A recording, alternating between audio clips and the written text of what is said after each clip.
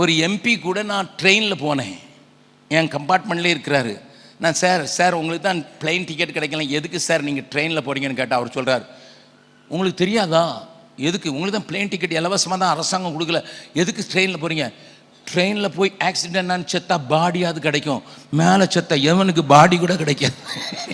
இவனுக்கு அவ்வளோ கவலை. இவன் நம்ம நாட்டுக்கு தேசத்துக்கு சட்டம் எழுதுறானா.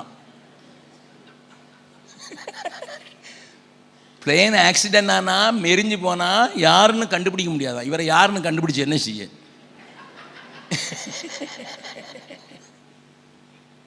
நம்மளை மாதிரி தான் வரும்.